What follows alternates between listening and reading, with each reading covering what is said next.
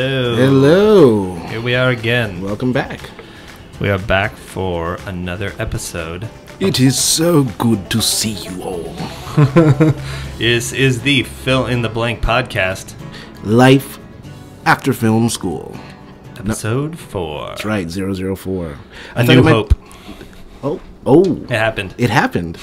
I thought it might be nice to be welcomed by Gandalf like that. Yeah, it was good. Yeah. He always likes nice to welcome people. Yeah, exactly. I'd be welcome And Gandalf anytime. the way he says it, you're just like, oh, I believe. He really means it. He really means it. Mm-hmm. And I feel better.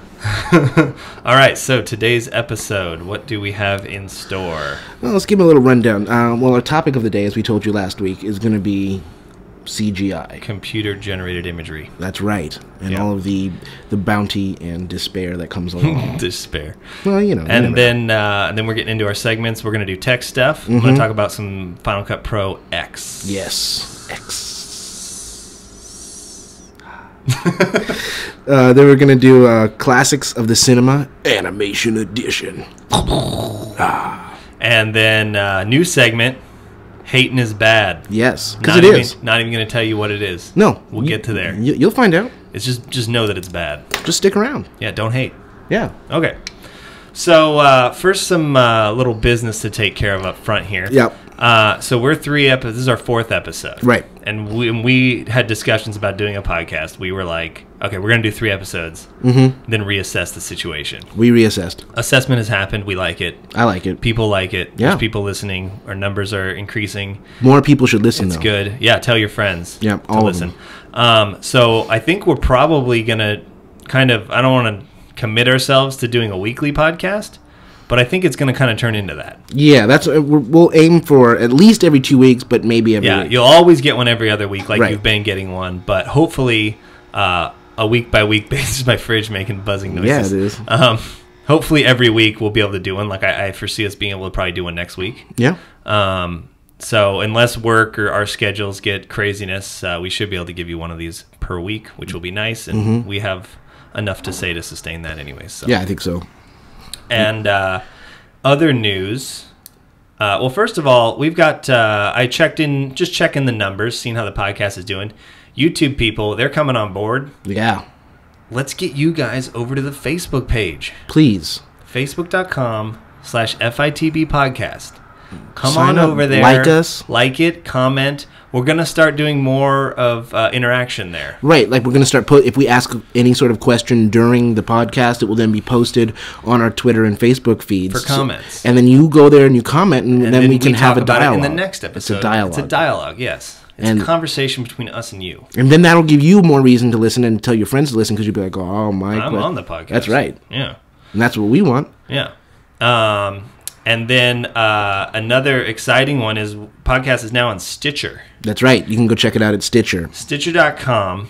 It's radio on demand. Basically, they stream it. So if you're used to using your iTunes app, it downloads it overnight and then takes up space on your iPhone or whatever you're using. Stitcher streams it, so it never downloads it. Right. And they always like optimize it for whatever type of connection you have, so you can do it over, because you can't download these podcasts or 50 megabytes over your telephone wireless company. Right. You have to have Wi-Fi.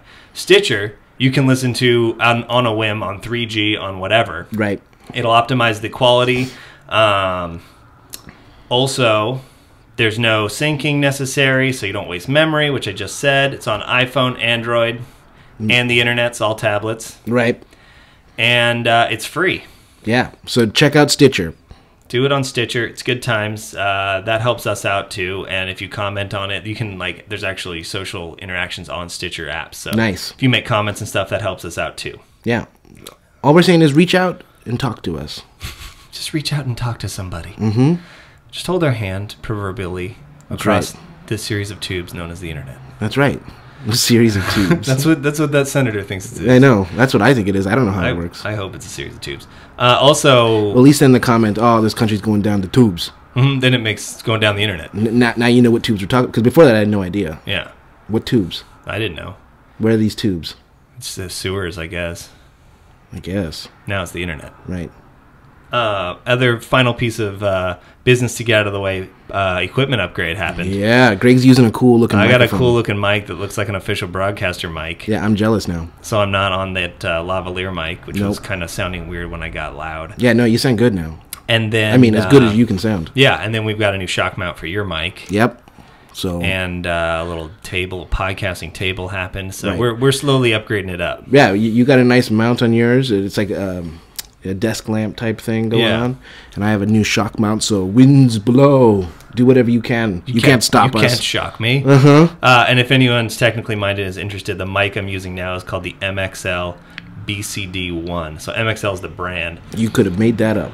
I know, it's just letters. And so it's the BCD1. It's a nice, it's kind of designed for podcasting, but it's basically a front address. Well, that stands mic. for broadcast something. Yeah.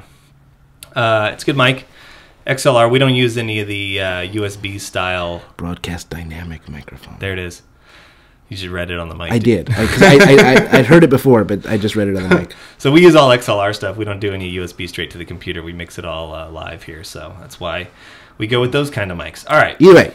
So that's the business out of the way. What has Good been news. going on with you? Good news. Well, the first thing I want to do, and my first order of business is to say happy birthday, Carol, because the 26th, which technically is tomorrow, Yes. but that's most likely around the time when this podcast will be going up, is my wife's birthday. Happy birthday. So happy birthday, Carol. She's special. turning I won't say that over the air. 20. Yeah, exactly. It's in the mid to late 20s. We'll say that. I'm not sure how she feels about that. So, But, Congratulations. Happy birthday. yes, she's looking just as young and beautiful as ever. All right. I love you. Either way. All right. So I got something You got something? to say. What do you got to say? Well, this is just a quick thing. I got something to say too, but you go first. Okay, yesterday I was out and about. Mm-hmm. Well, ended up down in San Pedro by Fort MacArthur. Okay. There's the Korean friendship bell.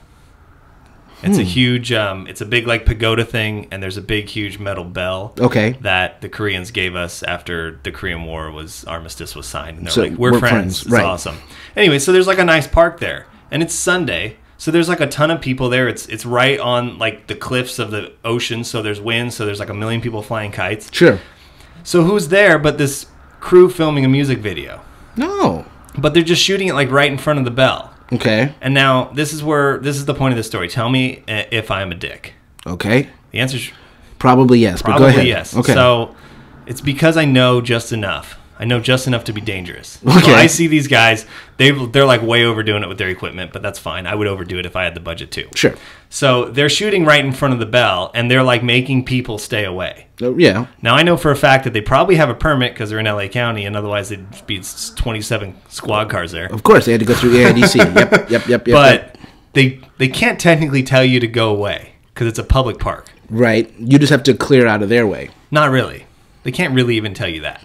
They don't really have a permit to clear you out of the freaking Korean friendship bell. I guess that's true. But So they do have a permit to shoot there. They have a permit to shoot there. And if you say anything with enough authority and a camera, people will listen. Right, but not me because I know too much to be a little bit dangerous. Okay. So I'm like, let's go look at the bell. Of course.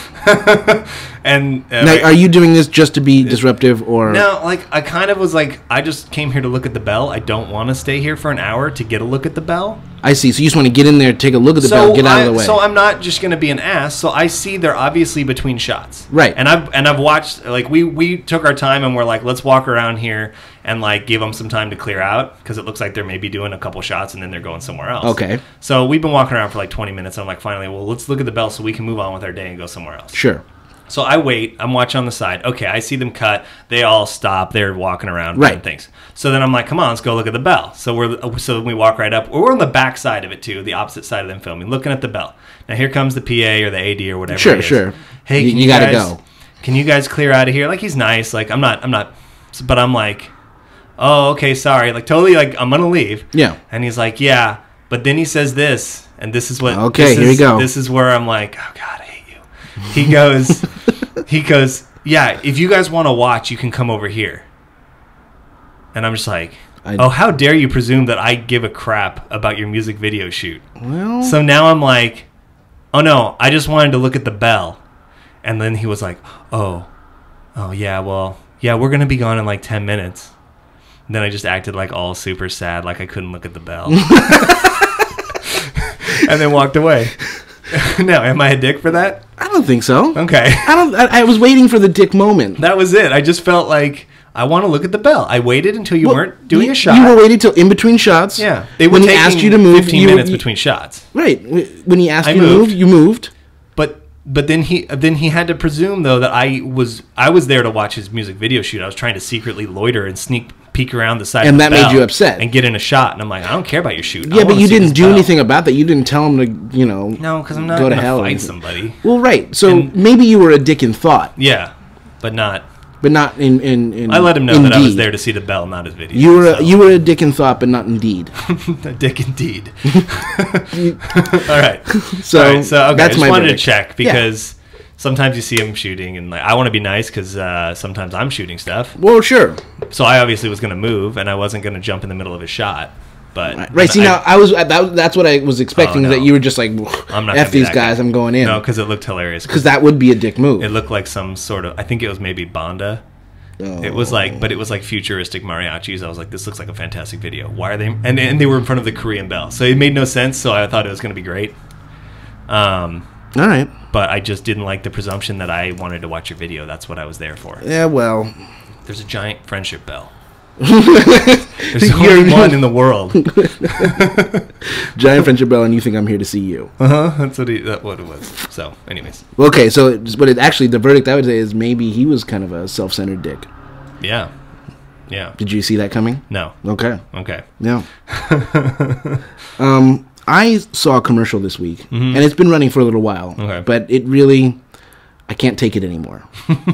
Okay, and I mean, there's a lot of commercials like this. Yeah. That are upsetting. Okay. Commercials in general tend to be upsetting because I don't buy what it is that they're selling. You know what I'm saying? Yeah. Like, you're not falling for it. I'm not falling for it, and the tricks they use are usually really dumb. But this one I thought was particular. It was one of those. I won't say the company name or anything like that, but it was for a certain shampoo that may or may not give you orgasms while using it. Oh, it's one of those. Yeah. Okay. Which already I'm like, that's ridiculous. Yeah. But this one takes place on an airplane. Okay. So let me just describe to you Mile High Club video? Yeah. Well, yeah. Let me just describe to you what happens here, and you tell me all the things that are wrong with this. Okay. Woman on an airplane. Yes. Flying somewhere. Doesn't matter where. She gets up from her seat, walks down the aisle, goes in the bathroom, shuts the door. Begins to shampoo her hair on an airplane bathroom. Okay. Don't do that. Well, how do you even... how just do you even hold on, bend hold over? on. Okay. In the process of doing so, hits the intercom button that's in the bathroom, thus putting her over the entire PA on the entire airplane of her from her orgasmic shampooing. Then she walks out, and everyone gives her a round of applause, and she's happy and goes back to her seat. No. Now, okay. Number one. There's a whole lot of just problems with just the fact that none of this exists. Right. That's my point. It's not even so much that... first of all, do a lot of people, and this is a question that can go on Facebook, I guess, do a lot of people out there, because I would never think of it, shampoo your hair on an airplane? Now, I understand for you this is kind of a moot question. I don't have any hair. You don't have any hair. But if you did, would you shampoo it on an airplane? When you did you ever shampoo it on an airplane? Well, now that I have that idea, I'd like to. Why? Just because I did, so I could say I did. You just... I'd make sure I didn't hit the intercom.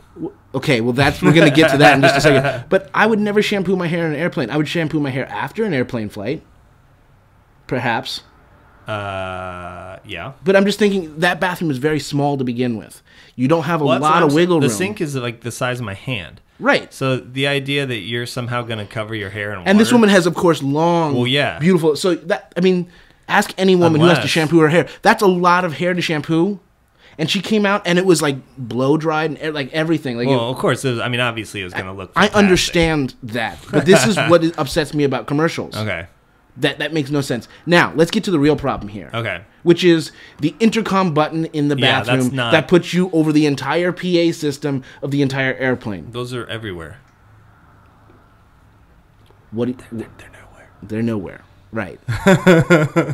No, that's... What would be the purpose of that button? That should have been what when they were like pitching this, that should have been the part where they were like, let's come up with another idea. Right. That's not, no one's going to buy that. No one's going to buy that there's an intercom system in the poop bathroom. room where you're taking it, like, so you, because if you did that, certain people would do it just so the whole plane could hear them poop. And there is the button, like call for help button. Sure. Which they should have. Yes. But it just goes ding, and then a light goes on, and then a stewardess comes over and is like, are you okay in there? Right. And you say no because your toilet flushes so hard that half my leg is outside of the airplane. That's my fear. Yeah. You know what I found out, though? Because I used to think that, but I think either they've upgraded the toilet, something. Their bark is worse than their bite nowadays. I think so, it's too. Like, and you're like, oh, God. And then it's just like barely trickling out of there. Right. See, but when I was a little kid, especially, I imagined that it was going to go, because it was just like, yeah, and it would be gone, exactly and you're like, oh, God. And I was always afraid that I would be able to see out the bottom of the airplane. Oh, man. As if it was just dropping poop. Just you'd see the... Now, of course, that makes no sense. Yeah, but it would be good if you could. Yeah. No, that's ridiculous. I don't like that. Well, which brings me to my thing, and I feel this way about a lot of things.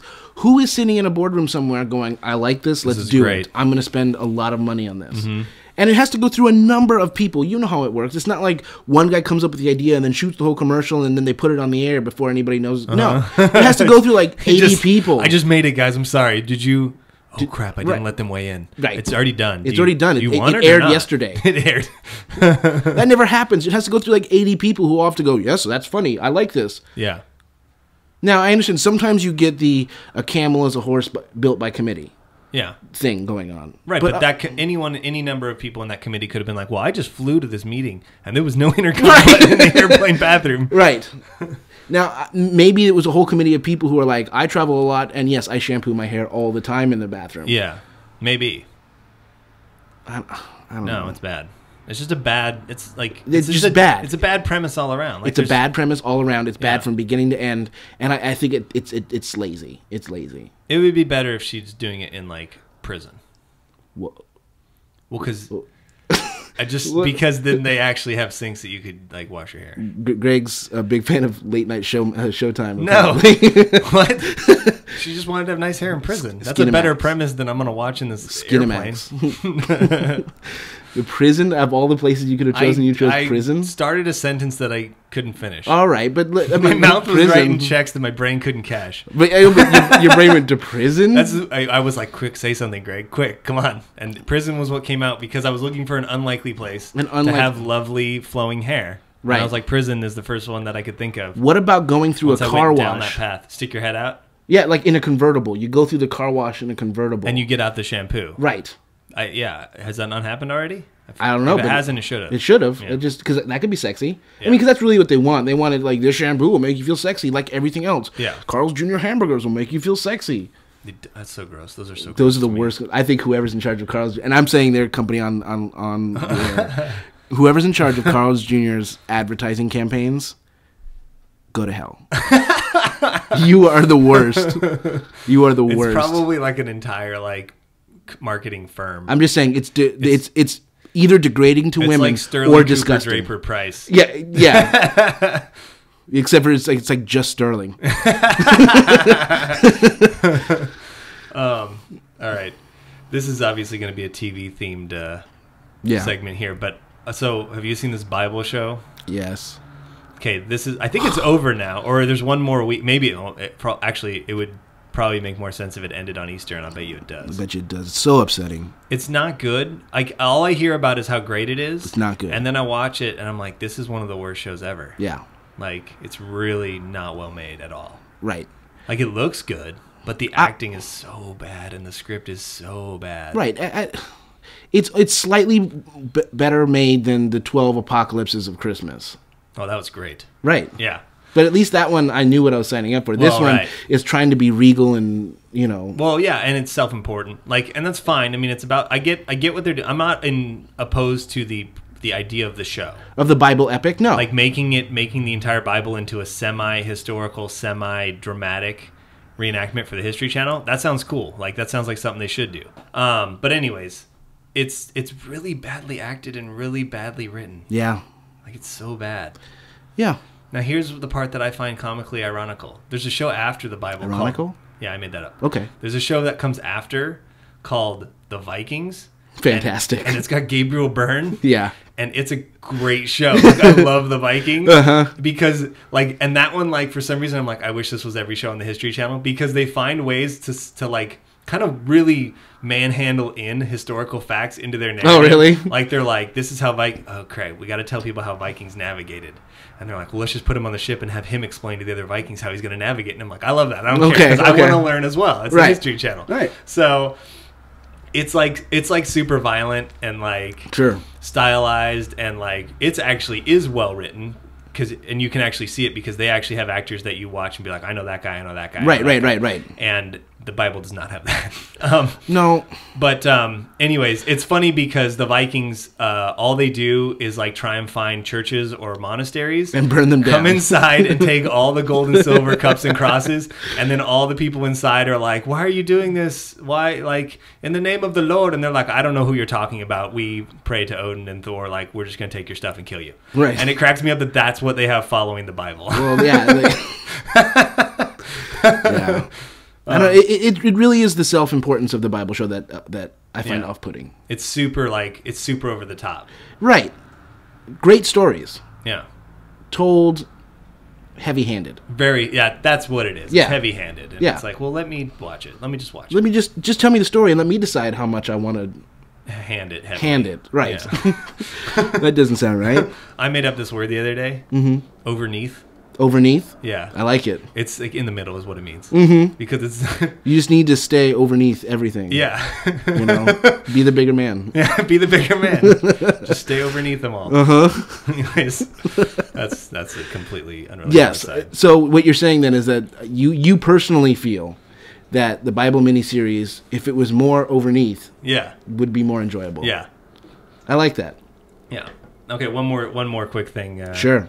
Before we get into our topic here. Oh, this is Walking Dead? Yeah, I just have a quick thing to tell you people who watch The Walking Dead, because I'm assuming that's a lot of you, because a lot of people watch that show. Yeah, it's a good show. This not this week's episode. I'm talking about 2 weeks ago. So this was the episode like March 20th or whatever. Okay, or I did not 17th, see this episode. March 17th, I guess, would be the episode. Where, okay, spoiler alert, if you don't watch the show, then...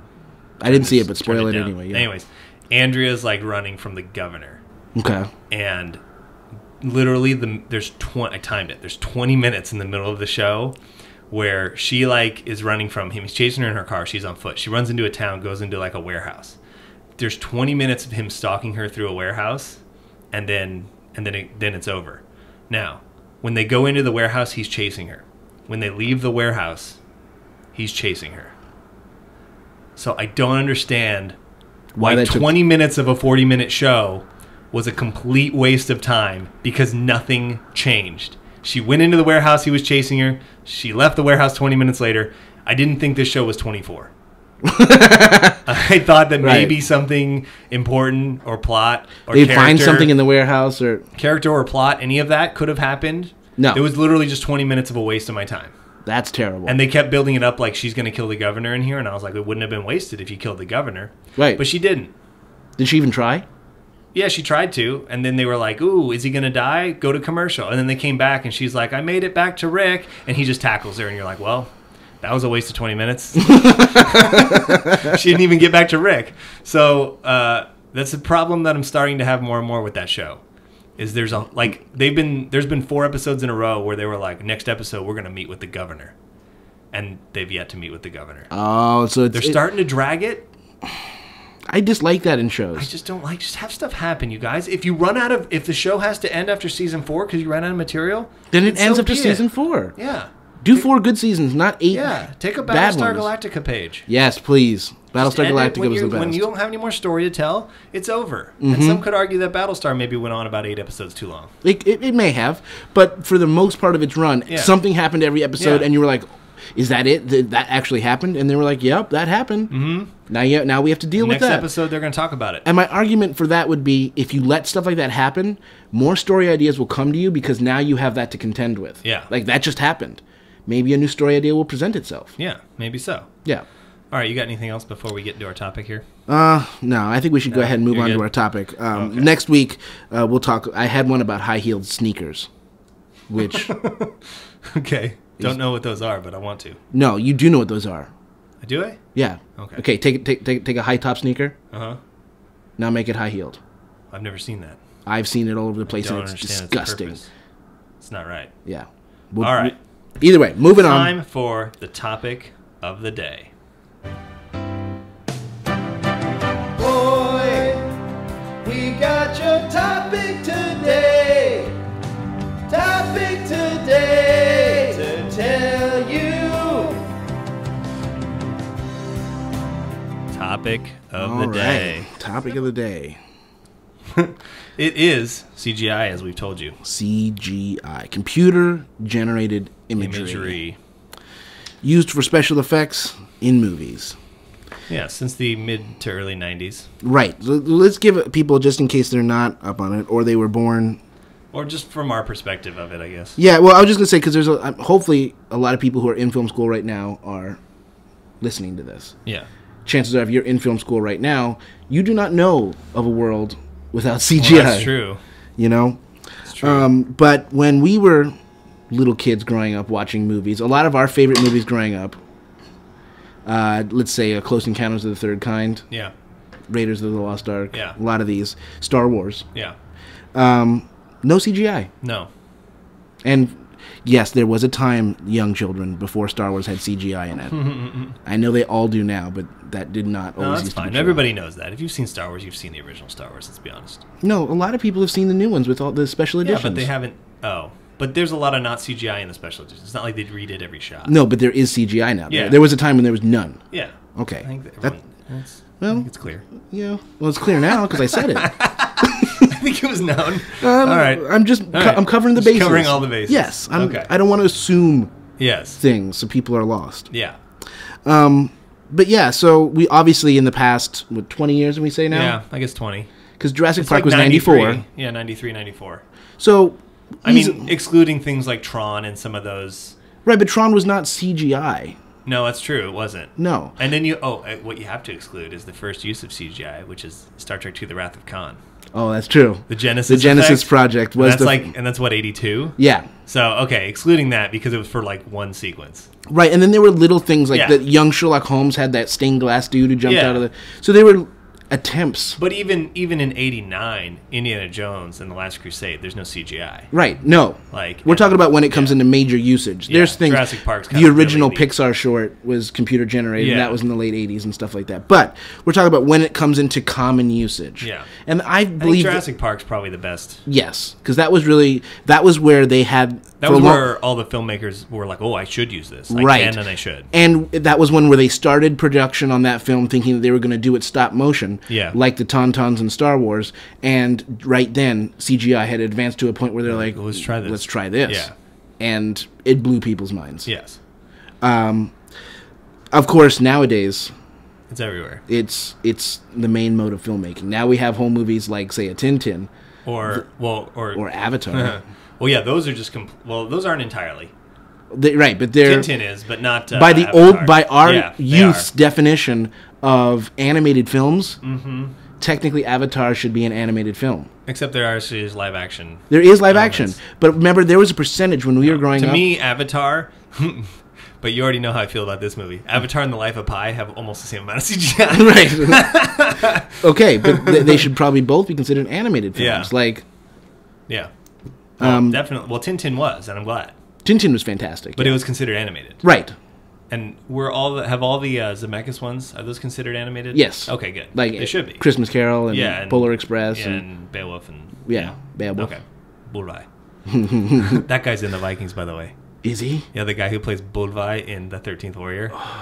He just died, though. Oh. But he was great. I was like, it's him. He's the first man. Yeah, Hervé the first man. That could be... We're going to talk about that in a future Oh. episode. I Oh, think. yes, we are. That could be another edition of a segment we have today. Yeah, exactly, exactly. Now, basically, what predated the CGI were large use of models.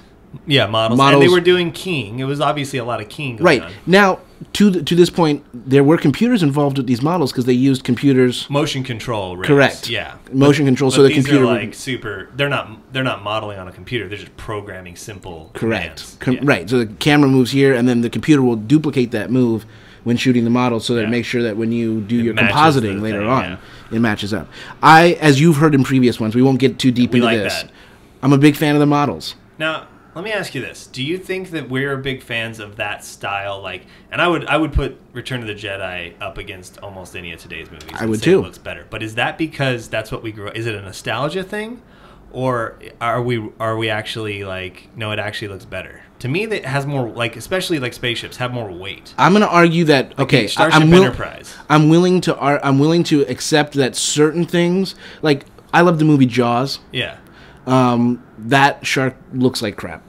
Yeah. I mean, honestly, I love it. You're right. It doesn't break the reality for me. Because you're right. I can't think of it as looking bad, but if I try and set myself aside, I could be like, it's not great. And I could see where a young kid today watching Jaws would be like, that is the worst shark I've ever seen in my life. How can you love this movie? Yeah. I would argue it's still great, but I do not feel that way with models. Okay. If you're going to take, and that's why I'm making the delineation here. Okay. Certain things like maybe Jaws. Maybe living things. Right. Okay. They don't look that good. Like he's rah, rah. Yeah. But I would still hold almost any of the special effects in a Close Encounters of the Third Kind or Return of the Jedi, the final battle there, as like there's nothing wrong with them. Yeah. They still look absolutely realistic. Yeah. Oh, yeah, there's nothing wrong with it. That's for Right. sure. And as we'll get into later, I think that there were certain limitations placed on those that made it better than if you could do whatever you wanted. But Yeah. we'll get into that a little bit later. So, okay. So, But I do feel that models because they really existed I in agree. time and space at one time. even when they do miniatures of, for like backgrounds of wide shots. Right, I like the Alien stuff in Alien. Sure, or even Lord of the Rings. Lord of the Rings is a lot of miniatures, and Yeah. that's a movie that was made in the digital age. That's right. Now, there's one that looks bad in Lord of the Rings, but... Which one are you talking about? Well, it's when they have the water come crashing out of the dam on Yeah, Isengard. that's a scale issue. Yeah, but they should have known that. Yeah, I agree. It's the same problem with the Superman movie where... Yeah, but Superman, I forgive it. Right, it's because... like 1981. No, that one's like 79, 79 or something? Yeah, You're right. But... You're right, I like models better. I do like models because there's a certain weight. It's kind of akin to the Uncanny Valley. Yeah, with the eyes. With the eyes, where we're starting to solve this problem, where it looks better. But there's always, I don't know, and maybe we'll solve this one day, maybe we won't. There's always some sort of innate inside feeling that I have where I can tell that never existed. Avatar came almost all the way there. Yeah, exactly. Like, I don't really have that problem with Avatar. I don't either. I watch that movie, I forget about the CGI. Yeah. And there's a lot of movies where I just forget about the CGI. Yeah. But I always feel that CGI is better served in enhancing something that's really going on rather than just making the whole thing. Yeah, I agree. And the model thing is interesting too because I think it's less and less, sadly. There's less and less models being used, but even in the Star Wars prequels, there was a lot of models of buildings. A lot of the backgrounds were model shots. Right. Which I appreciate that they still do that. And they're like, this is still the cheapest, best results way to do it, and we're going to enhance it digitally. And I'm all about the enhancement.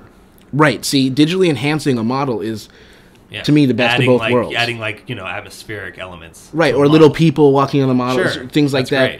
Great. Just to give the model a sense of realism. And what's weird about, especially in the Star Wars stuff, which sadly I know most about Star Wars, shocker, I like Star Wars a lot. A lot of that stuff, you're like, well, because especially in the prequels, you're like, well, that's all CGI, and then you find out, oh no, that's mostly a model, or that's mostly a set, but because of the look of the show, like the movie, it looks so CGI-ish now that you can't tell the difference. Yeah, and which I don't think is good. Right. Here's the thing: if your movie's looking like it's all CGI and it isn't, you fail. You fail. Yeah. If your movie's looking like it isn't all CGI and it is, you win. Yeah.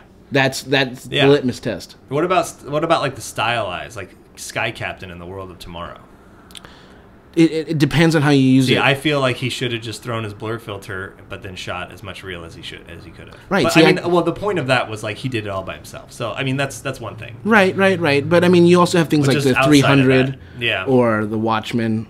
Yeah, the 300 is a lot of like. I guess we're really talking about you, Zack Snyder. What are you doing? We built a bunch of that. That 300 is just like we built ground for them to stand on, and everything else. That's like a style. And I understand they're trying to make it look like the graphic novel, and they did succeed. That's a valid use of it, in my opinion. Yeah. I think it is, and they did succeed in making it look like the graphic novel. Yeah. But I just always wondered how it is that I loved the graphic novel and hated the movie. Oh, I didn't hate the movie. I did. I don't think it's the greatest thing, but I didn't hate it. Okay, what about CGI characters? Like, I think that's the better usage. I think that's one of the best usages of CGI. Because then you can do characters and ages, like in... Oh, when they do like the Benjamin Button stuff, that's not even a CGI character, but it's like a CGI enhancement. That stuff's amazing. That stuff's or even amazing. like Lord Voldemort in Harry Potter. Sure. Or the one I was going to use, because it's in a terrible movie, but it's a fantastic use, is X-Men 3. Uh-huh. I hate that movie. Yeah. But the beginning, when Ian McKellen and Patrick Stewart show up and they're all looking all young. Oh, yeah. Or even in the new Tron movie with... oh, yeah. They do a good job with all CGI... what's his face? Right. Oh my God! Can't think Bridges. Of his, Jeff Bridges. One of my favorite actors, and I almost lost his name. That I think is worth it, because then you can have your Gollum and you can have your Jar Jar Binks, even though y'all hate him, and you can have in Star Wars or whatever, or Star Trek, you can have all these weird aliens that don't have to have a basis of a human body. Right. You just motion capture a performance, and then you can make whatever you want. Yeah. And the way that they're doing it now with the Avatar and the Hobbit type stuff, where they're having those those real reproduction of the actor's performance. Right, Gollum, and maybe I'm sure it's just because they already had files and everything on. Yeah. But Gollum was looking so good. Yeah. In the Hobbit. Oh yeah, he looked even better. He looked even better than he'd ever looked before. Yeah. And I don't know. I think right now The Hobbit is a great example of using good performances to create characters. Yeah, and I would say where The Hobbit fails for me is that opening sequence where they're just flying around through the dwarf city. Yeah. It's all CGI and it's super obvious. Yeah. And I'm like, you guys would have built a model for this on Lord of the Rings. Yeah, I agree. And it would have looked better. It would have. Now, you are a large defender of the Jar Jar Binks. I am. Well, I don't hate him. Like, I understand why everyone hates him, but... And I think that, yes, he does get annoying a little bit by the end of that episode, but when I see him, I don't have, like, a horrible reaction. And right, but these are the same people who hate Ewoks, and I don't know how you hate Ewoks. Well, right, and also, like, nobody ever is like, the fact that he's annoying you so much that you hate him that much means it was a successful CGI character. You did not remember that there was not a person there. Like, right, you're hating an imaginary character. The character, but there's not like there's someone in a suit doing that character. No. And I think that movie doesn't get enough credit for pioneering that. Right, that's where I knew you were going, because that was the year that it lost to... The Matrix, which I think we touched on once before in this podcast, but yeah. Yes, I still believe The Matrix deserved that for the integration of special effects. But I do see your point about... Because the reason that Gollum was so lauded... Yeah. Was because they were like, oh, it's really like the first believable... But everybody believed Jar Jar Binks. They just forgot they did. They just hated him. They just hated him, so they didn't want to give credit for it. Even though you did believe him, it was as though there was just a horribly written character, and it was acted way over the top, and they would have complained about that. And they did. And they acted as though it was an actual character, and it was nothing there. Yes. Yes. Sometimes it was a man in a blue suit with eyes on top of his head. Mm-hmm. So that the one usage that I'm like, okay, I understand doing more CGI is in historical films. Like when you have like a movie, like let's say you have a World War II movie, you can't go around and be like, I need a squadron of P-40s. Yeah. So like I'm fine with you building the cockpit and having your actor sit in it and then giving me CGI planes, because that's an extraordinary cost. You're taking a piece of equipment that's 70 years old and doing barrel rolls with it. Maybe not the best idea. Right, dangerous. Right. So like, or doing things that just simply can't exist anymore. Like multiplying armies into giant armies. Like that kind of stuff. Love that. Right. Or like I said, doing stuff that just, if you're doing a movie about ancient Egypt, which I personally think there are not enough of those. There should be one of those. Yeah. If there's no way to really... Oh, they are. They're making... I think Ridley Scott's making a Ten Commandments movie. Really? And then somebody else is making a competing one. I thought of it the other day. I was for it. Well, I'm not against it. Just... I think Christian Bale's playing Moses, too. That was the rumor I saw. Austin's reaction right now is hilarious. Because I want to be against this, but you're not. I'm not. I'm not at all. I want to see that. Because you're like, it's gonna. Just because I want to see Christian Bale turn to Pharaoh and be like, "You're a nice guy. You're a nice You're guy. a nice guy." I don't got it when you're bull around. Now let my people go. Are you a professional? So I like it for historical use of like, hey, this doesn't exist anymore, and we can't build 50 of them. Like, or I'm all about that.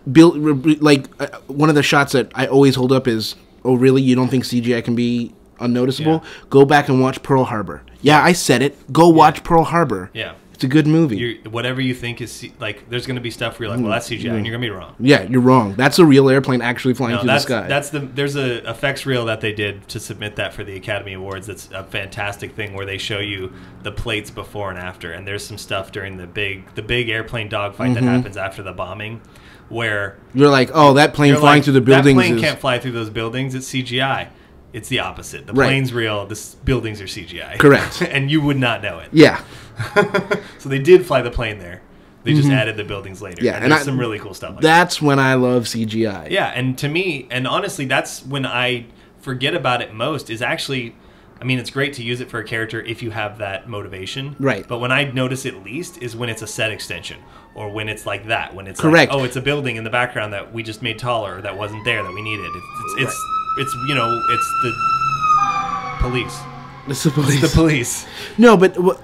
And to that end, I think I want to bring up, surprise of all surprises, Steven Spielberg. Yeah. And Christopher Nolan. Yeah. Because I do believe that these are two directors who are doing as much as they possibly can physically. To not use CGI. Right. And then just enhancing with CGI. Yeah. You look at Lincoln. There's CGI all over that movie. Yeah. Because they're putting the White House in the middle of nowhere. Yeah, and they're putting steamboats in the river and stuff. Exactly. But it's over here. It's just to enhance. They shot as much of that practically as you can. I thought the movie Inception is another great example where I was like, oh, they have to be doing all that CGI. And it's like, no, they're pulling out every single trick. Yeah. Well, and then that's exceptional CGI too on top of it. Like that's some of the best CGI. Like that's A-team CGI. Because the end of that movie, it's obvious that they can't make that huge city with all the edifices and stuff. Right. But it looks so good. Right. Well, and let's talk about this. Greg does have I have a theory. Yes, a theory, a team system. I have a team system. Yeah. It only for ILM.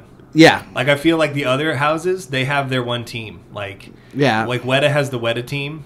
They're good. Mm-hmm. They're no ILM, but they're good. Well, ILM's the best, yes. ILM is the best in my opinion. But ILM, I feel like, because they do probably the highest percentage of films. Yeah. Especially, and now that Disney owns them, they're going to really be working overtime. Yeah.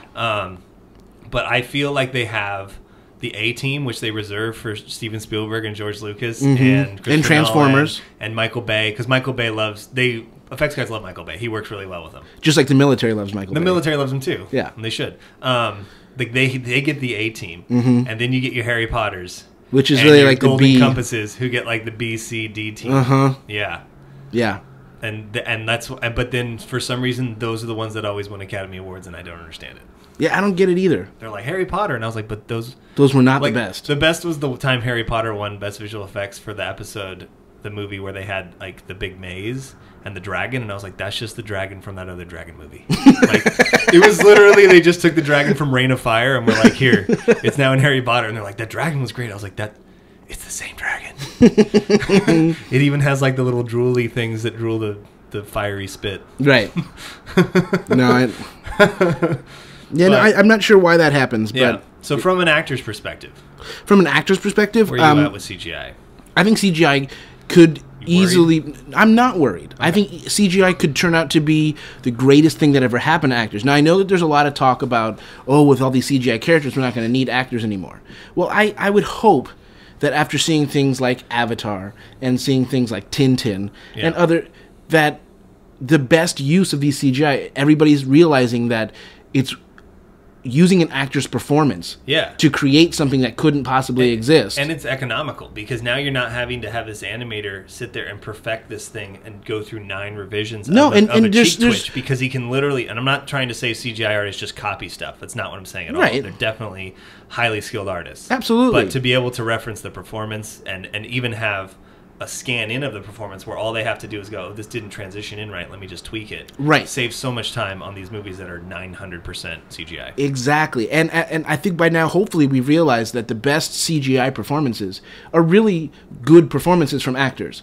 Yeah. I don't think anybody at this point in time should be questioning the reason why Gollum works so well is because Andy Serkis is turning in an A+ performance. Yeah. Another movie that I would hold up as this is a fantastic performance, and I won't even tell you it's a great movie, but I loved it, is Rise of the Planet of the Apes. Yeah. His performance as Caesar was fantastic. He's really good at playing not humans. Yeah.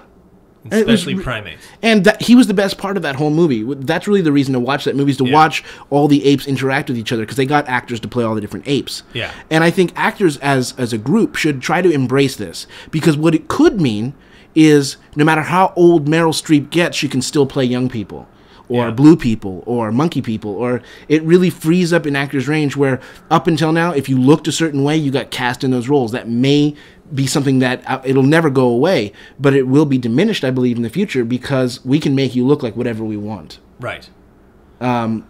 So I do think that that's a great thing, because now you can get old and wrinkly, but still turn in a performance. We'll make you look not old and wrinkly. I think it also has the potential to open up more doors, because I don't think that we're ever going to see a day where like you don't actually see actors on, like you always gonna want you want movie stars. Yeah, that's just something that people want. Yeah, so that's never going to go away. But I think it opens the door to actually let a lot more actors get work. Maybe, yeah, because maybe people never like the look of you. Well, that's I hate to true. say it, but you are very, very good. Well, and to that end, I think Andy Serkis is a good example, because I think he's a fantastic actor, but I think in a previous age, right for a lot of things. He's either going to be a character actor who had to work really hard to prove that he should be a character actor, because he's not exactly a terribly handsome man. Yeah.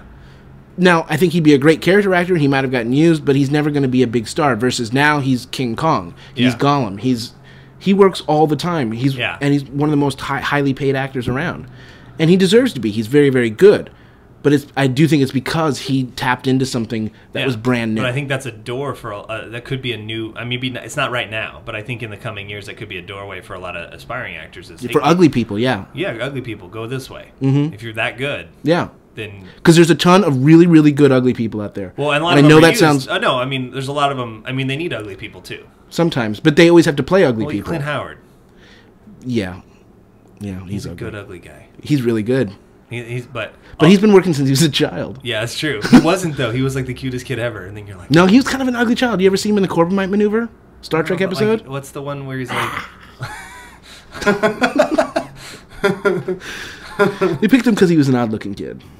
But either way, I think you're right. I think actors will never be replaced by a CGI character. There's potential for more work. And yeah, I really think it's a bright, great big beautiful tomorrow for actors when it comes to CGI. Okay, that's not the perspective you normally hear. I like right, but I do believe that it, and if it starts not going that way, then it's incumbent upon actors to make it go that way. Well, right, yeah. Job security, folks. Screen Actors Guild, come on. Yeah, work on it. prove that we need you. So what's our verdict here? Is it good or is it bad? Is it good? Is it bad? Is it anything? It's not really either here nor there. It can't be good or bad. No, right. It's not fully either one. But you have a opinion that I share. Yes. Basically, what I feel about CGI is when it's used to enhance the story and as much real as you possibly can do and can afford. I understand a lot of times it's an affordable thing. Then that's very, very good. I do oftentimes feel that when creative people can do whatever they want instantly, your project suffers. Yeah. It's having to work hard to create something that makes it better when you can't do what you want. Let me use an example here. The first Matrix movie. Okay. They certainly had a big budget, but they could not do every single thing they wanted to do. They had to really be creative in finding a way to get their vision done. Yeah. Within a limited budget, because everybody was like, I don't know what you're talking about. Yeah. That forced them to work hard and find creative ways to get something done. Just like when you and I were early. Yeah. I'm not saying our early stuff was good, but we were really, really creative on how we got certain things done. Yeah. Because we had nothing. Yeah. Then you look at the second two Matrix movies. I'm one of the few people on Earth who really loves them. Yeah. But I will also admit that I think a big problem with the second two Matrix movies is they were just like, whatever you want, go ahead and do it. Yeah. And when that happens, and there's no stifle to your it doesn't force you to be creative. You just vomit your ideas onto the screen. Yeah. And I think that tends to be a problem. Well, I think and the classic example is Jaws, because Spielberg's always said, yes, if I had been able to do whatever I wanted, the movie would not be that good. That's right.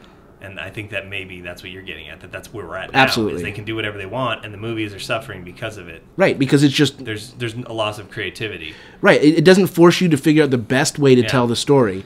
You just tell it... You know where the place that this is, that it's, I think is still good, is places like HBO.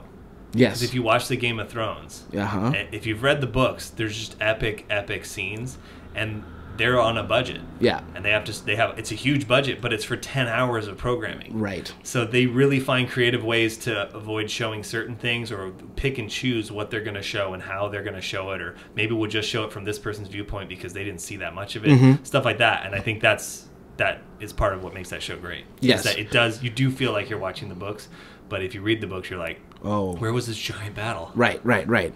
So I guess ultimately what we're getting at here is that putting limits on ability forces creativity. Yeah.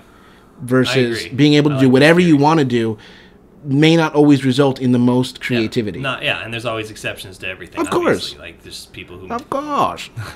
But yeah, no, I agree. I think that if that you're at your most creative when you're having to find ways around just roadblocks. Correct. And I think ultimately that's what makes the Christopher Nolans and Steven Spielberg's, why it works for them so well, is because they're putting that limitation themselves. Yes. Yeah. They're trying to do I want to do as much of this for real as I can. Yeah. And then only rely on CGI when I just can't get it any other way. Well, and if you think about it, it's actually exactly what they tell you to do in screenwriting. Yeah, which exactly. is write your character into a corner. Yeah. And then you're going to have to come up with something creative and interesting to get out of it. Right. And it's the same thing with making films in my mind, is that and you know, if you're like us, or you're a low budget or a no budget filmmaker, you're encountering that a lot, but I think it's a good thing. Sometimes you think it's a frustration, but it's not bad if you had to rewrite a scene because you couldn't pull off what you thought you could pull off, or it's not bad if you just have to come up with a different way of shooting it. It's actually, I think it's a positive. Rarely have I ever found something where I thought, I really wish we could have done it the other way. Normally I go, oh wow, I can't believe that works so well. That works so well. I'm glad we had to do it that way. Yeah. I ended up being more creative and coming up with something that was better because of my limitations. Yeah, I agree. And I think that's true across the board. This is not one of those I don't have it, so I don't want it scenarios. No. I truly believe that the roadblocks make you more creative because you have to find a way around it. And usually, in retrospect, that's some of the most fun you have. Yeah. In making films and stuff, is using that creativity to create something that doesn't exist. Yeah. And I think that you're right. And I don't know. I think with someone like Spielberg, I don't think it's consciously self-imposed. I think he's just like, well, this is how you do this. Yeah. Like, this will be a stunt. And they're like, you could do it CGI, and he's like, yeah, it'll be a stunt. Right. But I don't, and I don't know. I think it's valid both ways. I feel like someone like Nolan, maybe that on his behalf, it is consciously self-imposed. I don't want to use CGI if I can get away with it. Right. And a final thought, even though it's kind of out of place, I should have said it earlier, is like, I'm not a huge fan of the digital stunt double. Oh yeah. They never look right to me. Yeah. They rarely. Like, it's one thing if it's like way in the distance. But again, why couldn't you just shoot it? Like, and I love stunt guys. Yeah, stunt guys are awesome. Like, I'm kind of against even like, because this is actually an example that's pertinent to what we're talking about. There's a lot of like face replacement. Like, they'll get a stunt guy if they do use a stunt guy, and they'll throw the actor's face over it. And I'm like, okay, but go ahead and watch Skyfall. There's skunk guys. There's stunt guys all over that movie, and they didn't do any of that. Because he used stunt guys in a classic way, and was anyone screaming like that obviously wasn't Daniel Craig? No. Well, because if you do it right, you shouldn't even be thinking about that. Right, and that's like one of the great old like skills and secrets of cinema, is like how you cut to the stunt guy and how he's facing, and what do you put on him, a wig, or what is it? Like, that's some of the great old technique of filmmaking. Right, and just as a closing thought, and maybe we'll throw this question up on Facebook or something, is, you know, what do you think? Are Greg and I talking about the old classic tricks that we find so fascinating and amazing because we grew up in a time where they were so widely used? Yeah. Or do they really truly have some validity in, to be a good storyteller as a filmmaker, you should know how to handle the classic tricks of cinema? Yeah. I think you should. Yeah. Well, let's hear what they have to say about it. We'll throw that up on Facebook. That's a good place to move on, I think. Yeah. That's fantastic. All right. That was a good talk. All right, so now we're moving on to... a little tech stuff. Ooh, little tech stuff. Wondering who I am. Tech stuff. He's got some tech stuff. software or brand new camp. Tech stuff, he's got some tech stuff. With things to tell you all. Tech stuff, he's got some tech stuff. You're in the tech stuff hall. Tech stuff. Oh, yeah. You're in it. So, tech stuff this week. Final Cut Pro X. Final Cut Pro X. I don't know whether to call it Final Cut Pro X or Final Cut Pro 10. We're going to call it X because it sounds sexier. I like to call it X because the previous version of Final Cut Pro was Final Cut Pro 7. So I don't know what happened to 8 and 9. So I'm just going to assume it's X because why would you skip 2 numbers? I don't know. The MCP got him. When you're counting the master control. Mm-hmm. So this is kind of, on the internet, it's a bit of a controversy with the Final Cut Pro X, especially when it launched. Just the interface of it? Just the complete shift from the old Final Cut Pro was like apparently upsetting to a lot of editors, which I guess I can understand that. There were certain things that were a little upsetting to me when I first started using it. Yeah, it's still not perfect, but what is right? And it's mainly that it's different. That's the main thing. I will say when I first started using it, and I have disabused myself of this notion now, but I felt like this is iMovie. Right, and that was the major complaint. It's obviously not. It's not. Once you start working with it more, it's not. Yeah. But it feels that way at first. Yes. And at first you get at least I as an out, I know you're going to talk about it, but I felt like I can't do what I want to do as easily. And what you have to realize is that that's not because you can't do it. Yeah. It's just because you had known how to do it on the other program. Right, and that's now it's different. A perfect point because that's a lot of times you're like, I just want to throw a title up. Yeah. And actually, it's not a problem with Final Cut X. It's super easy to throw a title. Yeah, it is. But I'll use an example with Avid. Like I haven't used Avid in a couple years, but the last version I used, I just wanted to make a simple title card, just a slate basically, and I had to go through 5 menus to get to it. And in Final Cut Pro, I would hit a tab, so I would be like, this is not as good because I can't do it. Final Cut X, some similar things. We were like, where is this? I just want to do something. I just want to get a pen out and make a little line on my waveform. Right. Why can't I do it? Oh, you can. You just have to learn how on a new thing. Right, and that's really the main thing. Yeah. It's not like it was any harder. It was just in a different place. Yeah, so there's a lot of, and it's kind of toned down because people have either moved on or whatever, but there was a whole lot of like internet hate going on with this. So I think probably if you're listening and have been in film or were in film, you've used Final Cut. It was considered the industry standard. I think it still is. They've got Adobe and they've got Avid. And I can a lot of times tell, I'm like, that's a Final Cut Pro title you have on there. Yeah. It's those 3. It's Adobe, Avid, and Final Cut. And Avid used to just be the top media composer. Used to just be for the people working in Hollywood because you had to buy their whole system and it cost $50,000. Now they have the software out. Anybody can get it. Right. Still overpriced. And don't even get me started on the Adobe stuff. That's ridiculously expensive because you have to buy a whole suite and all this stuff. And those products are great editors. I've just always been an Apple guy, so I've been using Final Cut since version 1. Well, I know when I worked at CBS, this was a few years ago, so they may have changed now. I make no, but they were using Final Cut Pro. Well, that was the nice thing that Apple did is they were like, this only runs on Macs, so everyone bought Macs. Yeah. And now they've done this shift, and so it's like, well, you can run the other 2 programs on your Mac, but you can run the one that Apple made. And oh, by the way, Final Cut X is only $300 compared to the $1,500 you're going to pay for the other 2 programs. Yeah. So that was pretty smart of them. But a lot of editors don't want to shift because it's basically they don't want to change. They're like, I know this. I've been using it. I've got this much experience. I know all the ins and outs. I know all the hotkeys. And now you've changed it all on me. Yeah. And it's like, well, guess what? That's the price we have to pay to advance. Yeah.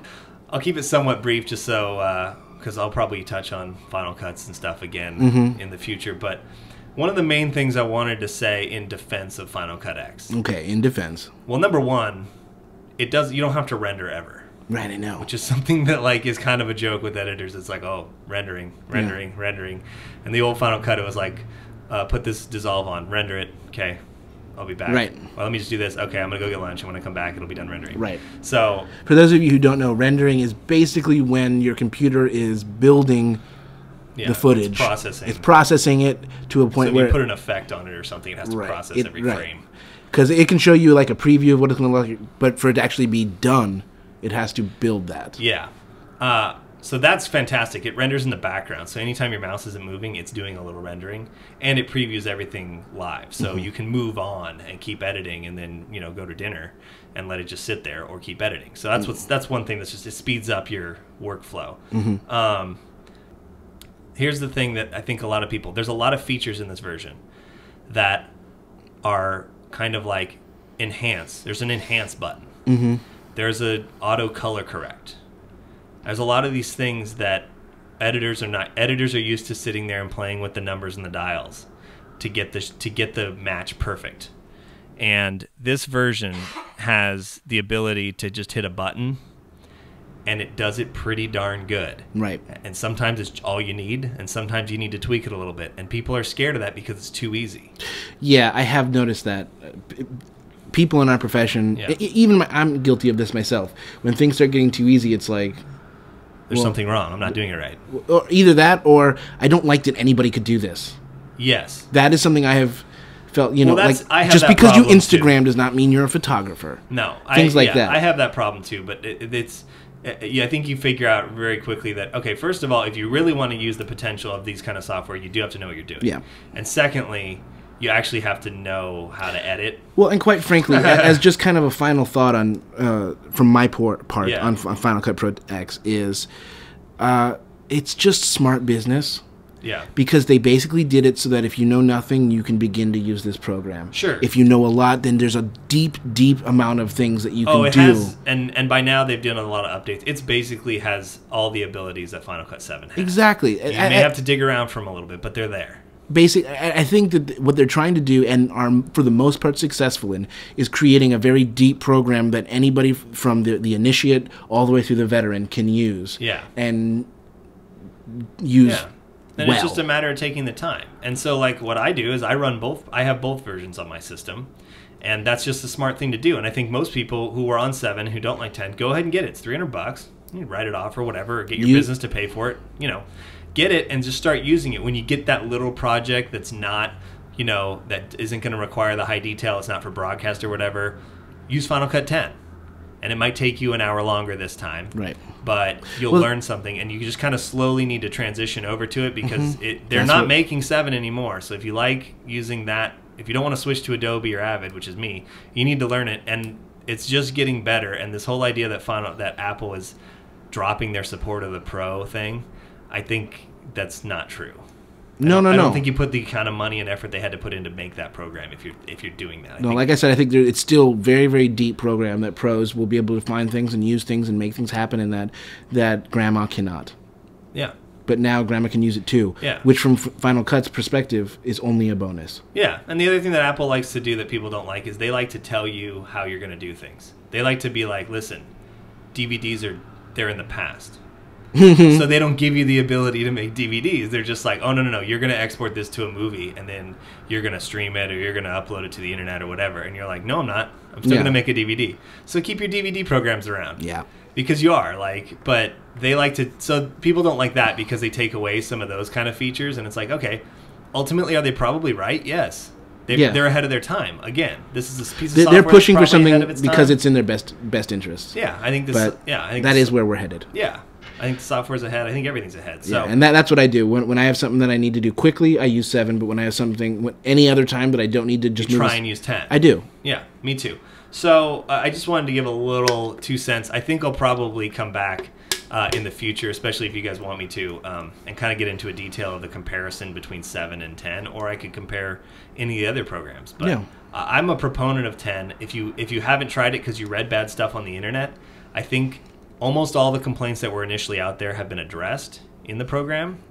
I think it's very stable. It's not accidentally quitting on you a lot. You don't have to save ever. It auto saves everything, so you're never going to run into that, oh God, when was the last time I saved? It was an hour ago. I've done so much work since then. Yeah. That was the bane of my existence with the older versions. So, well, and it's just, this is the way it's going to go. So yeah, just learn it. Just learn it. I guess you can jump ship.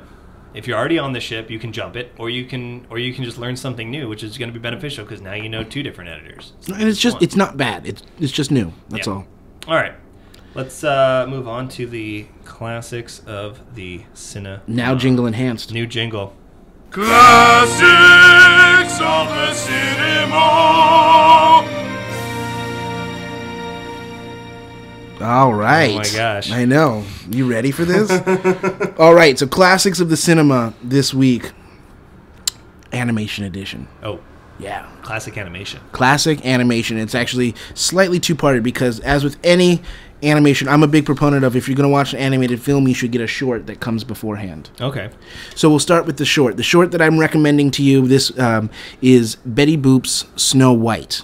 This is from 1933. It is a Fleischer Brothers cartoon in which, as the title suggests, you have Betty Boop playing Snow White. Okay. It is an old black and white cartoon. Betty Boop, I mean, she was very, very popular for a number of years back in the 30s and stuff. Mm-hmm. One of the premier features of this short cartoon, one of the reasons that I recommend it more than anything, it's not because I'm a tremendous Betty Boop fan. No, I'm not at all a Betty Boop fan. I know you're not, but Yeah. you're going to like this cartoon. Oh, okay. Betty Boop, I find slightly annoying, but that's because I don't find that high-pitched, squeaky-voiced, Yes. sexy woman of the 20s and early 30s Yeah. attractive. Yeah. I understand that's what the thing was at the time. That's true. Boop, be-doo, boop. Yeah. You know, same. If you look at the Disney cartoon Snow White, she's very much up here, and that's because that's what was I guess attractive yeah, at the true. time, or at least True. one of the things that was Yeah. attractive at the time. Not so much for me. Okay. I don't like that. But what this does have is Cab Calloway. He's a jazz artist. Hold your horses. Don't get all upset about that just yet. Singing St. James Infirmary. And what they did is they rotoscoped Cab Calloway dancing as Coco the Clown Okay. to create him dancing to St. James Infirmary. Here, take a look at this. Okay. You're gonna have to go on YouTube to watch this. But, Yes. You should be able to hear it.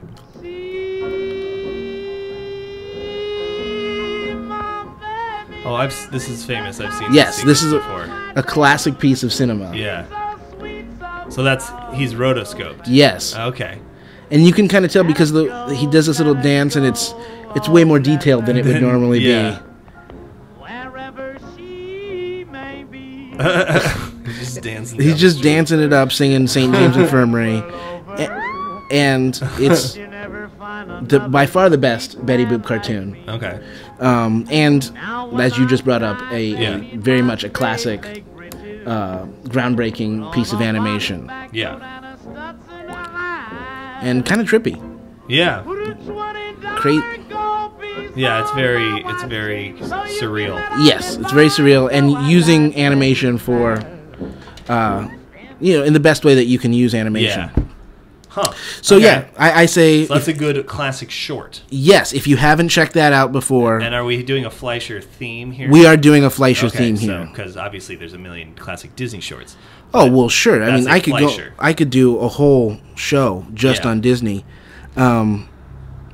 But the other thing that we are discussing here, so watch that first. Then we're moving into the classic of the cinema. This is a cartoon that I watched a lot as a young child. It's Okay. the Fleischer Brothers version of Gulliver's Travels, Okay. 1939. Now, I am not going to sit here and tell you that the Fleischer Brothers Gulliver's Travels is going to be the best animated thing you've ever seen in your life. What I'm saying is that it's cute, it's fun. Okay. If you have kids, they will love it. Chances are, if you're an adult, you'll love it too. Okay. It's got a few songs I have not and seen it, so. some very funny jokes. It holds up better than I watched it the other day in preparation for this, Okay. and it holds up much better than I thought it would. Oh, okay. And I had forgotten a ton about it. Yeah. But it was something I'd watched a lot as a little kid. But you start off with it. I mean, it's just Gulliver's Travels, so you're not getting a. Here you have Gabby. He's our little kind of Lilliputian protagonist. Okay. Makes friends with Gulliver first, Okay. doing his night watchman job. And it's and there's creativity in the animation, even though it's not the best animation. Okay. Kind of funny. Walt Disney at the time, when he saw this, said we could do better with our second string animators. And this came after what Walt Disney? This is just after Snow White? No, Snow White was 1928, so this is a while afterwards. okay. This is But this is the first animated feature film not done by done Disney. by Disney. Up until this point, Disney's dominated They're the only ones doing animated features. Okay. This is 1939, so we're just before the Dumbo, Pinocchio, Fantasia era. Okay. Okay? So... It's just been Disney. It's just been Disney up till now. So I highly recommend you go check it out. It is very, very funny. Once again, the Fleischer Brothers, much like Disney, big fans of the rotoscoping. Mm-hmm. So is that movie also actors rotoed? Yes, especially Gulliver. Okay. Gulliver is rotoed, and you can tell because everybody else is drawn in a very cartoony, weird. You know how sometimes cartoons people look weird. He looks like a person. He looks like a normal human. And he looks just like a normal person. He looks more akin to their Superman shorts that they did, which are actually my favorites. But yeah, I would say that's probably my favorite thing that they did. But either way, definitely go check out that one. Like I said, there's a number of catchy little tunes in there. If you have kids, this is a great one. And it's one that is not as big and yet is a huge part of animation history. Yeah. It's kind of like a Gertie the Dinosaur. Nobody knows what I'm talking about right now. Oh, Gertie the Dinosaur is fantastic. I know you do. But nobody sees these things anymore. But not only are they good history, but they're way more entertaining than you might think. Which is why I'm doing classics of the cinema. Yeah. Because I feel like there's a lot of things that people don't watch anymore that it's like, what's wrong with you? Yeah. Go watch this. Yeah, I don't care if it's old. Yeah. And is this a color? Full color. Okay, because the Betty Boop is not. Betty Boop is in black and white. But no, this is a full color animated feature, complete with songs and funny characters and scary looking assassins. And how is it as an adaptation? It's a pretty good adaptation. It only covers Gulliver's Travels in Lilliput. Oh, okay. So it's only covering that part of the book. Yeah. So for a long time, I thought that's what Gulliver's Travels were. Uh-huh. But no, obviously there's much more. But they're just covering his adventures in Lilliput and dealing with the war between the Lilliputians and the... I can't think of the other ones. It's like Brobdingnagians or something like that. Okay. Very nice. Yeah. It's a classic of the cinema. So that was... and was that a successful film? It was moderately successful. It was more of... People were clamoring for animated films because it was, Yeah. And it was moderately successful. It certainly was no Disney success. Yeah. But, yeah. Okay. People liked it. Yeah, it's I mean, it's obviously, it's still in release on DVD to this day, so... Yeah, that's good. That's good. All right, check it out. Check it out. Go see it. Check it out. Mm-hmm. Classic of the cinema. All right, moving into a brand new segment right now. Step up fast and be the first one to say this movie's bad. We like movies, think they're rad. Now stop. Hatin is bad. Hatin is bad. All right. Hatin is bad. So this is a new segment we're going to do where and it could be either one of us. Yep. It happens to be me today, but Austin's got a lot to say about this movie as well. I do. We're going to talk about movies that everyone, the consensus is this is a horrible film. And I'm here to tell you not so fast. Right. No, it's not. It doesn't have to be horror. It doesn't have to be... I would like someone to sit down and explain to me what's so horrible about what is so horrible about this movie. Exactly. So you're probably going to hear some Michael Bay films in here. Oh, you're definitely going to hear some Michael Bay films in here. But we're going to start off with a film called Congo. Oh, Congo. What if... I don't know why people hate this movie so much. I don't either. Just gonna put a little Congo music on in the background when we talk about this. I think you should. So this is a film. Interestingly enough, I did not even realize this because this movie came out late '90s. Yep. And it's based on a Michael Crichton novel. Right. So this is in the wake of the Jurassic Parks. Mm-hmm. Michael Crichton's movies are being rushed to the cinema. Yes. And directed by Frank Marshall. I did know that. One of his few directorial films. And no one's going to be like, he's one of our great directors. He is one of our great producers. Right. And isn't it written by, somebody like John Patrick Shanley or something? Yes, who, wrote some really good movies. Yeah. Recently, Doubt, which screenplay was lauded. And the movie Alive is another one of his that I'm a fan of. Oh, yeah. With Ethan Hawke. Mm-hmm. But Frank Marshall... not a huge directorial list. He's huge producer list. Huge producer list. All the Spielberg movies. I mean, he's one of probably the number one, probably my favorite producer. I would. Well, it's him and Kathleen Kennedy. Yeah, they just go around producing awesome. Yeah, that's pretty much it. But he's also directed an episode of From the Earth to the Moon for HBO. Okay. And then comically 8 Below, a movie with Cuba Gooding Jr., I believe. Is that the one with him? That's that's Snow Dogs. Eight Below is the one with Paul Walker. Yeah, that's one of my mother-in-law's favorite movies. Okay. Eight Below. I did not like Eight Below, actually. Yeah. But that is one of my mother-in-law's favorite movies. So we gotta get the dogs. So I'm not going to... yeah, and this is probably going to be a theme with Hatin is Bad. I'm not going to tell you that this is a great film. But I'm going to tell you that this is a movie... This is one of those examples that I'm not going to... There will be other Hatin is Bad examples where I am going to tell you that it is a great film. This is not a great film. But god dang it, this movie's so enjoyable. It really is. It's super entertaining. It's got like... Let me... Hold on. Let me just give the audience... If you haven't seen Congo, what we're dealing with here is a movie in which a group of scientists have found... basically King Solomon's Mines. It's an adaptation of H. Rider Haggard's King Solomon's Mines and the Lost City of Zinj. The Lost City of Zinj. It is beautiful. And we also have a talking monkey in this one. She's a monkey who can sign, and she has a glove that uses her signs and then produces the words out loud. Yes. Really good special effects here.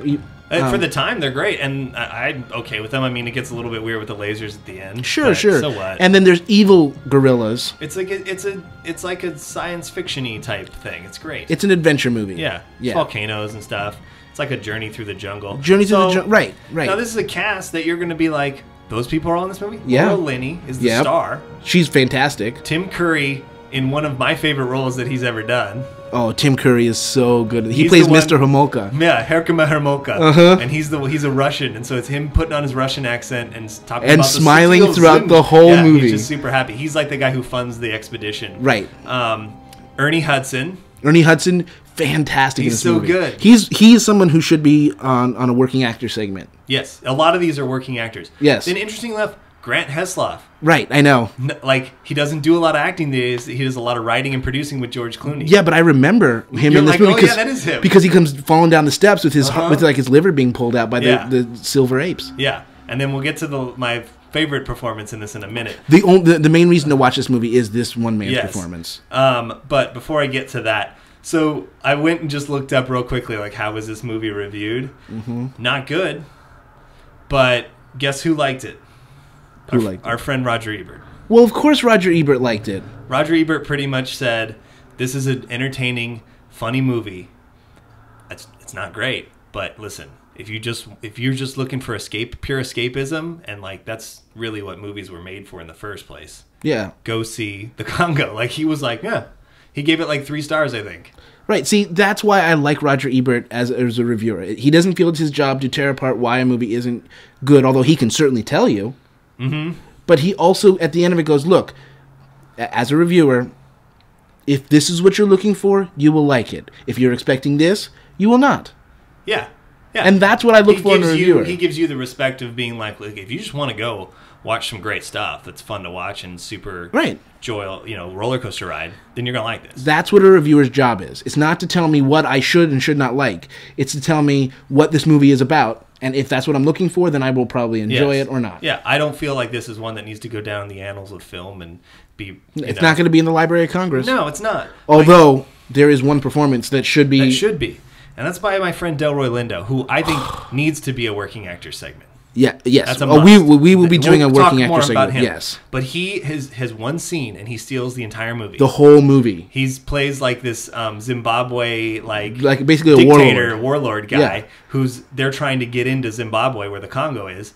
And is it Zimbabwe? No, it's Congo. It's Congo, right? But they're trying to get over the border. Yeah, he won't let him in. They're having to bribe him, and he just decides that he doesn't like. Well, he doesn't. He has a history with Tim Curry's character. Yes, and he doesn't like it. Basically, the whole structure of the scene is he's asking for a bribe, and they're bribing him, and he's like, I want more. Right. But there's this lovely piece here where Tim Curry is going to eat some of the cake and coffee that because he's put out when he first sits down. He says, please have some cake and coffee. Have some of my sesame cake and coffee. Yes. So this is what follows. Mr. Homolka? Oh. Stop eating my sesame cake. Stop eating my sesame cake! So he spits it out. Spits it out. What are you doing in my country? Bag of shit. Captain, please. I only wish to explore and discover. This fellow is a big bag all shit. You should shake this rat from off of your neck. He owes money to everybody everywhere he goes. I will ask you to wait outside, Mr. Molka. Just kicks him out, and now he's being dragged out. So good. Yeah, this is one of those scenes that we have quoted Yeah. since the day we saw it the first time. Yeah. To this day, I know that you and I will both be quoting to each other, and you can, as they say, hit the road. No, he's just so like he completely steals the movie. He right in completely that steals scene. the whole movie. And I don't feel like this movie has bad performances. No, I mean it's Laura Linney. yeah. And Dylan Thomas is also in it. Dylan Thomas is the main yeah. guy. But yeah, and it's got the monkey being like, Amy, good girl, good Right. gorilla, Yeah. like because she has a robotic voice. Right. Anyway, so what they're trying to basically find out what's going on in the Congo. Can't It's a remember- fairly good Oh, adaptation she's of the trying- book too. It is actually very close to the book. Yeah. Like she's trying to rescue her husband, which I believe was Bruce Campbell. Yeah, At the very beginning. It is. And then Tim Curry's ulterior motive is the diamonds. King Solomon's diamonds. Right. And then Dylan Thomas is trying to. He's trying to return Amy to the wild. Right, but that's what you have to deal with, and then he doesn't want to, and then Amy decides to So go. I don't know. There's a lot of good stuff going on in this movie. Yeah, Like, it's kind of just- touching ending. And there's a lot of great little like fun little action sequences where they're like in the plane trying to shoot Oh, down they're the shooting heat-seeking rockets. Yeah, they shoot flares. They have the whole like great. Well, they've got the great music. Like it's a really good score by Jerry Goldsmith. Very like, good score, out- yeah. Separate from the movie, that it actually is a fantastic score. Yeah, it really is. There's like all your classic like journey like traveling movies. Right, it's something. It falls into a genre that I feel does not exist enough today, which is the classic exploration. It's like a serious Jungle Cruise ride. Right. Because they even have the hippos. Right. Like, and the Oh, dangerous I'm gonna have to go animals. back and watch this I movie. know. By the way, right now at Target, this movie is $5 on DVD. I don't even have it. I need to go buy it then. We'll go after the podcast. We'll just go right now. I'm just saying, I know for a fact that it's $5 at Yeah. Target right now. That is way worth your $5. Oh, it's so worth it. Like Delroy that Lindo's performance alone is is worth your $5. But Hatin is bad on this. Yeah, hating is bad. Don't hate this movie. The movie is so much Fine. fun. There's things to love about this movie. There's a lot. We're not trying to convince you that it should have won an Oscar. No, it's super enjoyable. It's super fun. If you're just like, And isn't that truly, at the end of the day, our philosophy about films? yeah, You should be enjoying them. This is something that I felt was missing in film school, which we will talk about next week yes, when we deal with the film school types. But that's something Greg and I did not fit in film school because we love... just movies. Movies. Like even if they're not, like it doesn't have to be the best movie ever. No. Like this will probably be in next week's episode too. I saw Olympus Has Fallen. Yeah. I freaking loved it. I will not defend that movie. As a good movie, As a but good movie, it doesn't but mean I- it wasn't enjoyable. And at the I end of the loved day, a movie needs to be at least enjoyable. If it's anything more than that, Yeah. then you have something special And on this your is hands. more than that in my mind. Congo? Yeah, it's more than enjoyable. Yeah, it's more than enjoyable. It's got some good stuff. It's got good stuff and like There are scenes in this movie that if I was going to make an adventure movie, I might ape. No yes, pun intended. Yes, you would steal from the Congo. I would. I would too. Yeah. If only to get Ernie Hudson and Delroy Lindo in my movie. God, Ernie Hudson needs to be in more stuff. Yeah, Ernie Hudson is fantastic. He has, aside from, if you're leaving Monroe. aside, yes, if you're leaving aside Delroy Lindo's performance, Yeah. Ernie Hudson has my I'm favorite line in sorry. the whole movie. Yes. Yep. Because he's like, no, whatever you do, don't run away. Because he's being charged at by a gorilla. So Dylan Thomas stands there, he gets charged by the gorilla, he doesn't run away, he stands his ground, he turns around, everybody's gone. And he's like, Monroe, what happened to you? He's like, I'm sorry. I ran away. Fantastic. So good. Fantastic. It's not meant to be like you're taking this movie super seriously. Like, No, it's not meant there to is be a that. slight tongue-in-cheek amount. It's not like The Mummy where it's all tongue in cheek. Right. But there's serious moments and you're supposed to take them seriously. But it also knows what it is. It knows Yeah. that it's supposed to be a fun adventure. Yes. And that's exactly what And it that's is. that should Oh, be it's on even the... got Joe Don Baker. No, Pantoliano or whatever. Joey Pants is in it too, you're Yeah, right. he's at the He airport will and be a he's- working actor segment, by the way. Okay, he's at the airport and he has a great little bit role too. Yeah, where he's basically just, get on the damn airplane, get out of my hair. Yeah. Yeah. But Joe Don Baker is her boss too. Yes. So it's just chocked full Of of greatness. Yes. Go see if you haven't seen it, go see it. If you saw it and you were like, I hate this, give it another look. Give it please. another look. Please. Yeah. And you know what? Not everything needs to be Oscar winning. Yeah, and if you were like, I remember that movie when I was a kid, like I kind of liked it, then just admit that you like it and go watch it again. Yeah. because it's It's just a fun adventure movie. No, right. All right, so that's Hatin is bad, and I'm a Hatin fan of this is segment. bad. Yeah, it's bad. Yeah. Don't. It's just a movie. Yeah. I think we might have a Hatin is bad next week too, because I've got one You know what I've decided to do? I'm going to stop hating the life of Pi. Okay. It's bad. All right. I'm not going to hate it anymore. All right. I didn't hate it, but... But you're not going to hate on it. No, I'm just going to leave it alone. Yeah. Okay. You don't have to like it. No. But you don't have to hate it either. Yeah. You know what I'm going to say? What? This was the best episode yet. I'm going to start saying that every episode. Oh, okay. Then I agree. Yeah. I agree. This was the best episode yet. Next week is sure to be the best episode we've done. Yeah. It's probably going to be better than this one. Yeah. There's like a 99% chance of that. Uh-huh. So next week our topic will be film school. It's going to be, there's no good way to say it, but we're going to talk about the personalities of film students, basically. Yeah, the kind of people you'll meet against, the type of attitudes that that fly through. Yes, a film school. We'll probably have an adjunct segment to that, which will involve the theater students as well, because I spent a lot of time there. So they're very similar and yet very different attitudes. Yeah, and I think well, we comically summed it up a little bit about film school types. Yeah, fools, bastards, and rich kids. Yeah, and if you are in film school or been to film school, you'll know what we're talking about with the rich kids. Just full of fools, bastards, and rich kids. Which is great. And I would say I was a fool. I was probably a fool too. Yeah. And by the way, when I say fools, bastards, and rich kids, I'm not saying anything negative about any of those categories. I'm just saying that's what you have there. That's who's there. And I'll be honest, the fools may not be as successful as the bastards. The bastards may actually go somewhere. The rich kids really. The rich kids always go somewhere. So remember how to participate in this. iTunes. Subscribe on iTunes. All the links are on our Facebook page and our website, fillintheblankfilms.com. Yes, go visit it on YouTube, youtube.com/FITB Films. That's the enhanced version where you can see the clips that we were playing and more. You're going to be seeing Delroy Lindo. You're going to see him, yep. You're going to see some Betty Boop and stuff. Yeah, exactly. Facebook.com, FITB Podcast. Please go like us there. It helps us know how many people we have listening who want to participate. And we will be starting. If you're listening on YouTube, just take the 2 minutes it'll take to go over there. Yeah, if you're a YouTube person, just go over there real quick. And we're going to be posting those questions, and we want to hear what you think. And then finally, Twitter. Greg's at GPL Films. And Austin's at AustinJD14. So, for the 4th podcast... Good night and good luck. Good night and good luck. And that's the way it is. And that's just how it is. Okay. All right, we'll see you guys next time. I like that. You do Murrow. Okay. And I'll do Cronkite. Okay. That's the way we'll close that out. All right, we will see you guys next time. Yep.